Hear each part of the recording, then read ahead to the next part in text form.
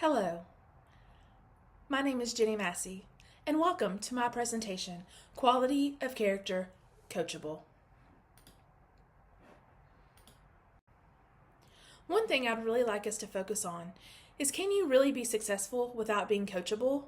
During this presentation, we will discuss the definition, the benefits, as well as the consequences that happen when you are coachable or not so coachable.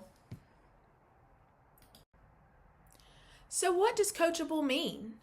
According to Merriam-Webster, the definition of coachable is capable of being easily taught and trained to do something better. It's the ability to use criticism to get better and improve your skills.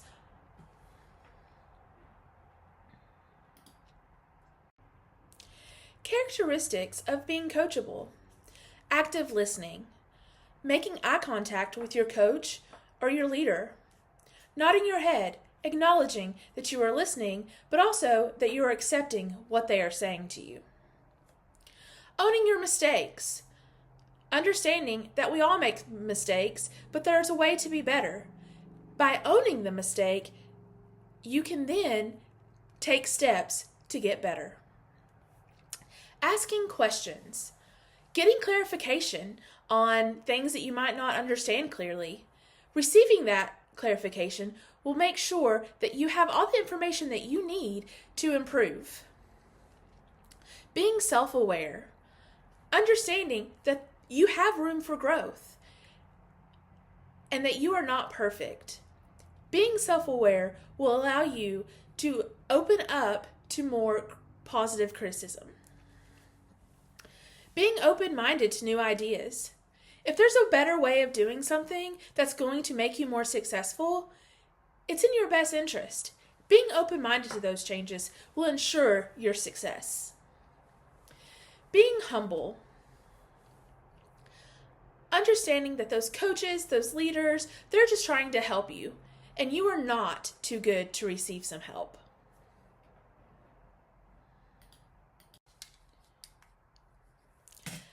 Having a positive attitude is another characteristic of being coachable.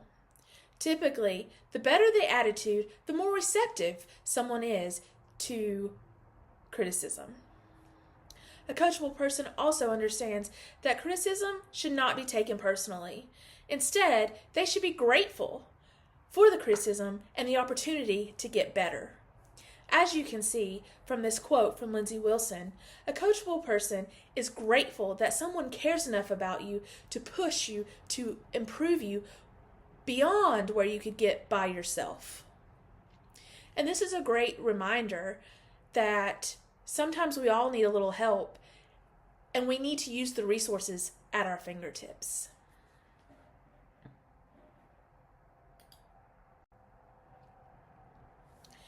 In our textbook, Teaching Character Through Sport, Mr. Brown says that coachable people also equate correction as a byproduct of the coach seeing potential in them to get better.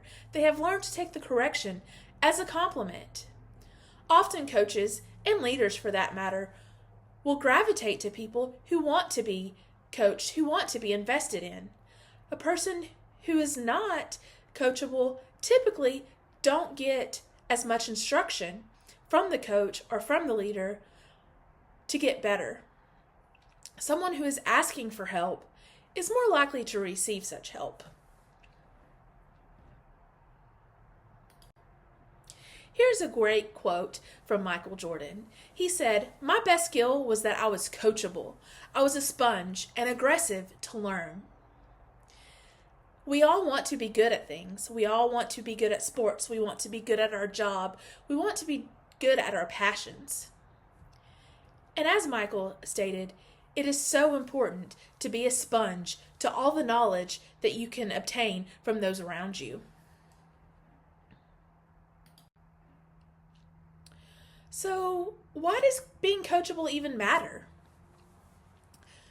The CEO of Home Depot stated, "I absolutely believe that people, unless coached, never reach their maximum capabilities." Being coachable keeps you away from mediocrity as well as complacency.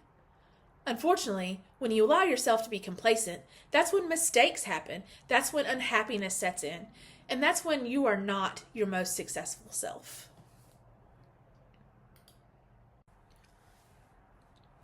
Growing up in church, I was often told, God does not call the qualified. He qualifies the called. And this is a great example on this chart. As you can see, someone who is not qualified and not coachable, they're probably not going to be very successful in that position or in that sport. A person who is not qualified but is coachable, they do have the possibility to succeed. Then a person who is qualified and coachable, they're at that top level of success.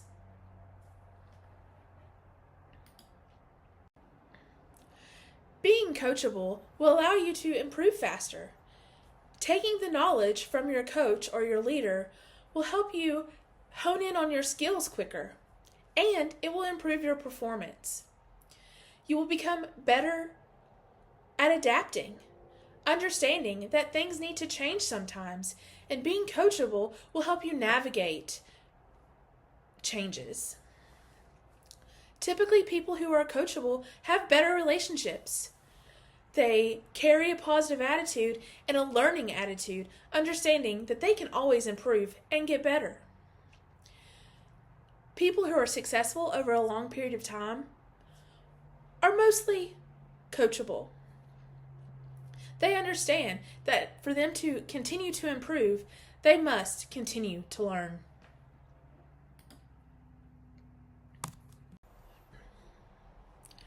So how does one become coachable? This graphic is a great example. You won't always like the message, but hear it anyway. Stay open, curious, and willing to adjust to get better. Stay humble. Check your ego at the door. Understand that you always have room for improvement. Be accountable for your mistakes.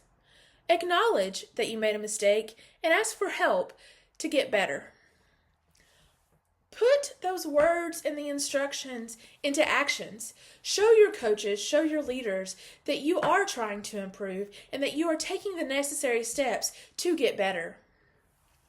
Be a lifelong learner, understanding that there's always new ways of doing things and there's always better ways of doing things. So always be open-minded to make sure that you can improve yourself. How can we be coachable as leaders? Be an active participant in end-of-the-year reviews. When I present my employees with their end-of-the-year reviews, I always ask them, what can I do to be better? Is there something that I need to do to be a better leader for you? Attend professional development opportunities. Understand your weaknesses and try to go to conferences that will help you strengthen those weaknesses. Study your craft. If you're a coach, reading books that will help you understand the game better. Watching game film, watching other teams play, talking to other coaches, really understanding your craft and understanding how to get better. And then, of course, be open to change. So in conclusion, coachability directly affects your outcomes. The more coachable you are, the more likely you are to be successful. Being coachable discourages mediocrity and complacency. And being a lifelong learner will always lead to lifelong improvement.